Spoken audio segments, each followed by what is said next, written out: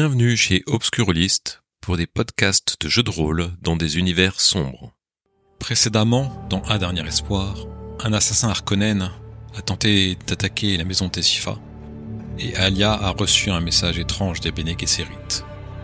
Nous reprenons à l'aube de cette dernière journée de négociation. Bonne écoute de Un Dernier Espoir, épisode final. Après cette nuit agitée, c'est le moment de conclure les négociations. Évidemment, les événements nocturnes ont attisé les tensions et chaque délégation a envie de quitter les lieux assez rapidement ou de laisser exploser sa colère, selon. Il y a le poids des responsabilités, l'importance de la décision et le climat tendu qui rendent l'atmosphère lourde. L'avenir de la maison et d'Arrakis est en jeu, peut-être ici. Il va falloir finir de convaincre les factions en présence. Les délégations se réunissent de la même façon que la dernière fois. Il y a le Fremen qui va prendre la parole. L'émissaire Fremen.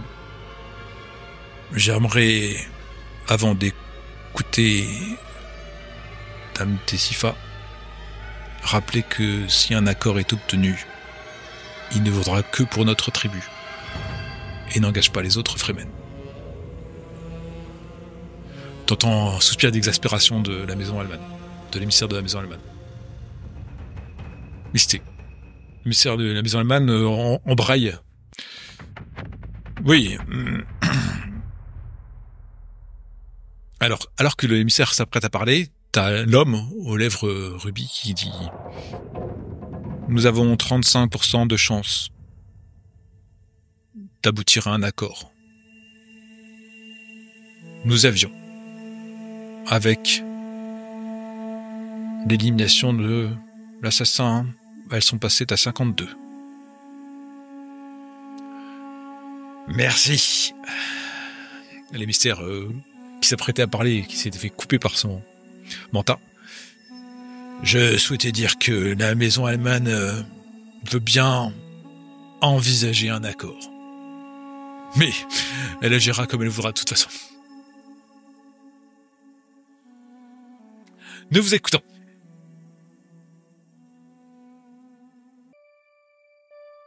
La suite, et j'espère fin des négociations, ne peut avoir lieu sans que nous abordions ce qui s'est passé cette nuit. Là, je montre le corps desséché et je fixe la maison Alman et je dis un assassin que mon garde du corps Kamar a vaillamment réussi à neutraliser a tenté de mettre fin à mes jours. Qu'est-ce que cela dit ? Cela prouve que, comme je vous le disais hier, la proposition de la maison Tessifa est une bonne proposition, est une solution qui peut fonctionner, voire même être pérenne. Et c'est pour cette raison qu'elle dérange des maisons majeures qui souhaitent peut-être se faire une place auprès de l'empereur. N'oublions pas que la maison Tessifa travaille pour la maison Alman, qui travaille pour les ordres de l'empereur, pour produire de l'épice. Et pour que cette production d'épices soit optimale, il faut créer des oasis sur certaines parcelles pour arrêter les attaques et donc maximiser la production. Cette solution est une bonne solution puisqu'elle apparaît comme une menace vis-à-vis de vos ennemis et donc de nos ennemis. Si nous ne réussissons pas et si nous persévérons tel qu'actuellement avec des rendements moindres, je doute que l'empereur soit content de nos maisons et de notre travail. Et peut-être qu'il réfléchira, malheureusement, à nous, je fais des guillemets, remplacer par d'autres maisons qui proposeront des solutions plus radicales et qui auront des meilleurs moyens que les nôtres. Donc, je vous demande une dernière fois, solennellement, de bien réfléchir à votre décision. Il y a un Fremen qui parle à l'oreille de son émissaire, en te désignant du menton. Tu vois ça, Alia. Tu vois l'émissaire Fremen qui regarde Imar. Il se lève et il te dit: votre accord semble intéressant. Méfiez-vous des gens qui sont le plus proches de vous. Ils peuvent être traîtres à leur famille. Et il regarde Imar. Et je quitte pas l'émissaire des yeux, en fait. L'ambassadeur de la maison allemande s'approche, un peu dédaigneux. Soit, scellons cet accord et nous verrons bien. À ce moment-là, afin de sceller l'accord des négociations, les différents émissaires, c'est-à-dire Alia, l'émissaire allemand et l'émissaire Fremen, vont partager le verre de la parole donnée. Il y a un plateau avec un haut verre d'étain et une cruche qui est amenée. Alia, étant à l'origine de la rencontre, tu es la première à boire. Tu avances vers le plateau, tu remplis le verre que vous allez partager. Une fois rempli, tu t'avanceras vers les autres émissaires. Et tour à tour, vous allez partager une gorgée de ce verre-là. Tu remplis la cruche, tu bois. Tu t'avances vers un autre émissaire. Tu remplis... Qui est lequel ? Fremen. Le Fremen, qui boit, qui amène à l'émissaire Altman, qui boit, hâte d'en finir. Vous buvez donc l'un après l'autre au même verre afin d'offrir un avenir pacifique à Arrakis. Soudain, vos estomacs se contractent dans une douleur intense, vos muscles se tétanisent, vos yeux se révulsent. Les deux émissaires s'écroulent dans des convulsions et leur corps commence à se rigidifier, inerte. C'est très rapide. Les gardes se saisissent de leurs armes, s'interrogeant sur la suite. Alia, ton estomac se noue. Tu ressens une douleur intense dans ton ventre. Tu sens que ton dernier souffle arrive. Il faut que tu luttes contre la mort. Vous voyez les trois émissaires tomber, se tordant de douleur, hurlant et très rapidement inertes. En tout cas, ce que vous voyez des autres émissaires, il y a Alia qui est tombée devant vous. Qu'est-ce que vous faites ?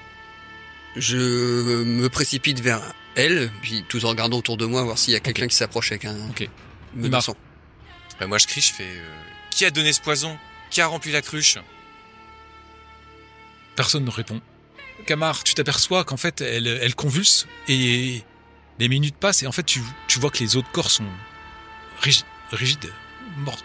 Et tu la vois lutter en fait. Tu la vois lutter, tu vois ses yeux qui s'ouvrent et tu vois dans ses yeux qu'elle lutte pour la vie en fait. Et peut-être elle te saisit la main, peut-être, je sais pas comment tu fais quelque chose de particulier ou pas en voyant que Kamar est près de toi.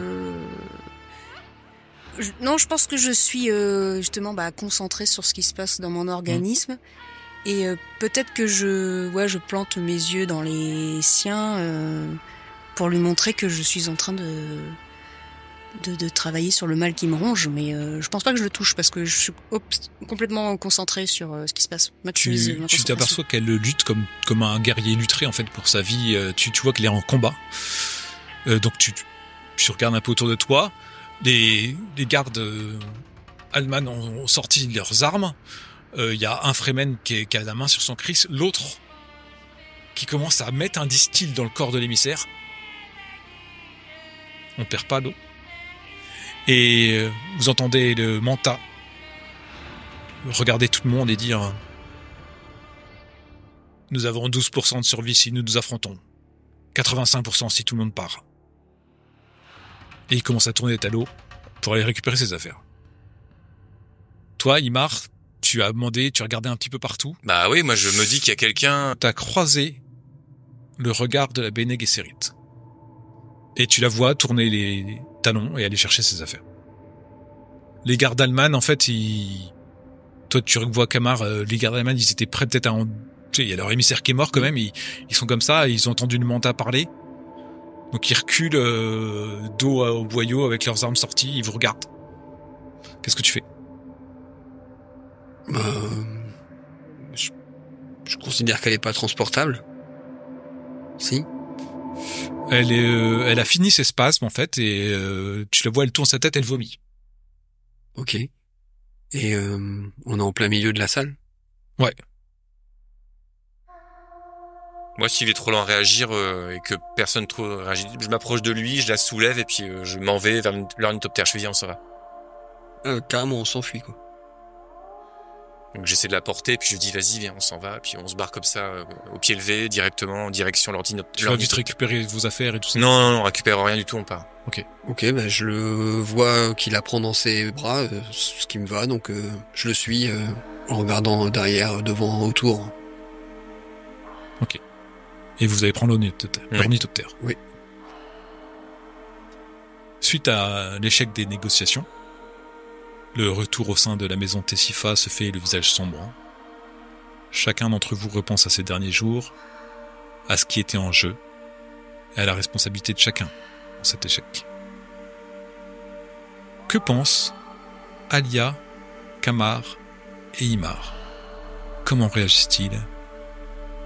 Kamar.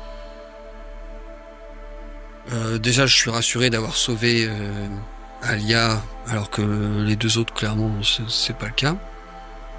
Je suis déçu que les négociations n'aient pas abouti, parce que ça aurait été une ère de prospérité à la fois pour les Fremen, même si je m'en tape un peu, mais surtout pour la maison Tessifa et pour l'empereur.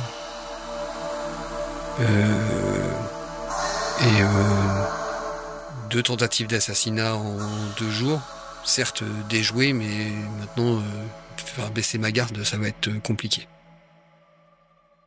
Imar?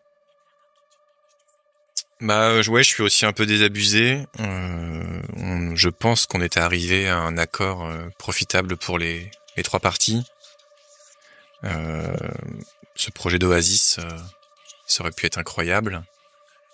Mais la politique, les tractations des maisons ont fait tout échouer. C'est ce que je regrette parce que même si les Fremen, même si on est violent, on est sincère et on n'a qu'une parole. Et ça semble être pas le cas des autres maisons et il y a encore beaucoup de chemin avant d'y arriver. Donc je garde espoir et optimisme en me disant que si on a pratiquement réussi une première fois, en recommençant peut-être avec un autre siège, on pourrait y arriver. Alia?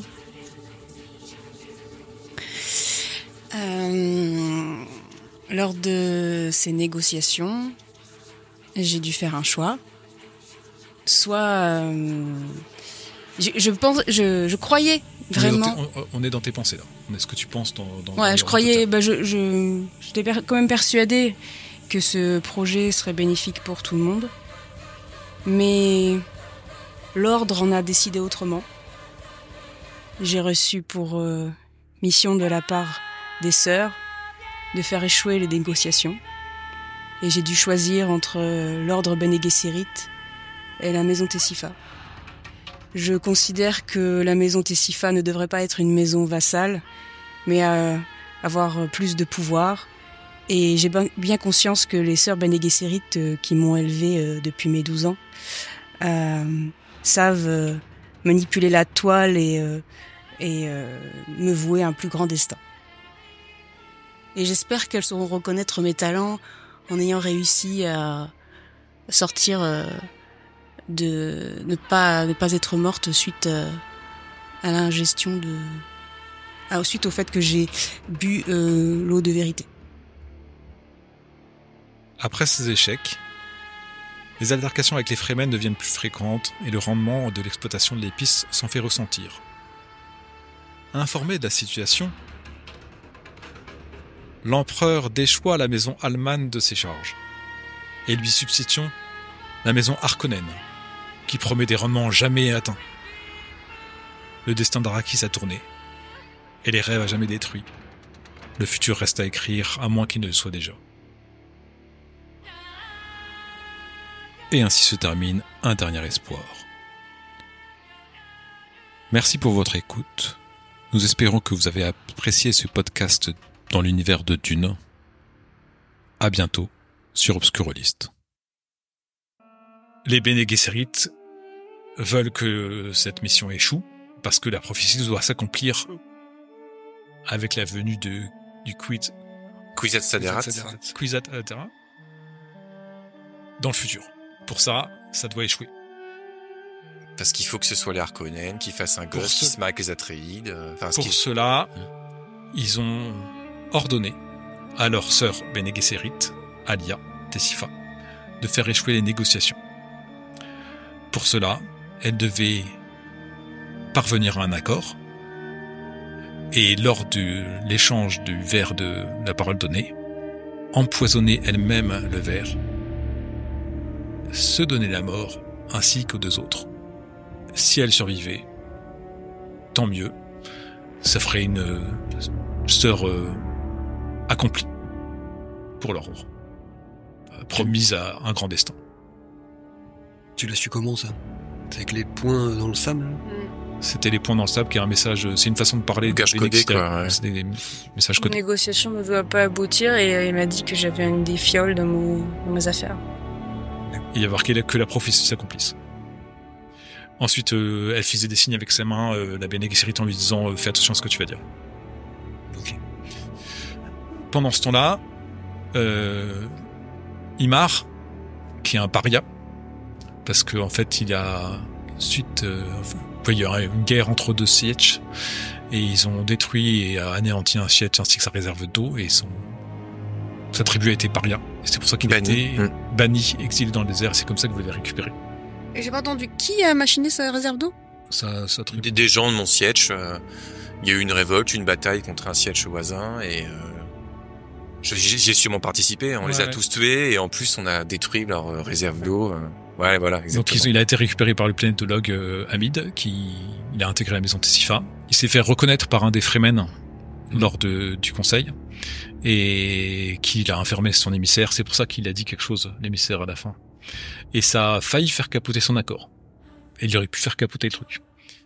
Et Kamar ne pourra pas récupérer sa mémoire archive avec laquelle il tenait informé au courant l'empereur régulièrement de l'avancée des négociations et de savoir si la production d'épices serait toujours féconde sur Arrakis. Donc vous êtes tous les 2 des pourritures. Mais pas du tout, j'ai une double nationalité. J'ai une double nationalité, exactement. Je bosse pour l'Imperium et je bosse pour une petite maison mineure. Attends, ça, c'est quelque part, c'est très bien expliqué. Voilà, ce n'était pas incompatible et que sa mission serait d'être les yeux et les oreilles de l'empereur dans cette maison, afin de la protéger et de découvrir quels propos tenaient les autres maisons loin de l'empereur. Donc j'ai jamais eu à choisir entre les deux. C'est vrai. Si la maison allemande s'est fait bannir et destituée pour la maison Harkonnen, c'est en partie parce que un certain Kamar Tessifa a informé l'empereur que la maison allemande se mettait revêche dans toute solution pour apporter plus d'épices à l'empereur. Merci. Du coup, si on n'avait pas sauvé l'Harkonnen, il aurait tué Alia? Il aurait essayé, ouais. Mais elle avait pris un demi pour essayer de s'en sortir. D'accord. Elle se serait démarrée toute seule. Ouais, mais si on avait échoué sur les jets de dés... Lequel? À la toute fin? Non, pour la tentative d'assassinat de... Pour la tentative d'assassinat, le prendre un bidou, la difficulté n'était pas horrible, parce que le temps que le poison se diffuse, etc. Pour l'élixir de vérité, pour l'eau de vérité, c'était très difficile. Et si tu ratais, tu avais la complication mourante, et tu pourrais refaire un deuxième jet pour lutter contre cette complication-là. Il s'avère que, si tu refusais de mettre de l'eau, il se passait la même chose. Parce qu'elle est... Ah, l'autre Bene Gesserit avait déjà mis le truc. Elle voulait tester ton allégeance.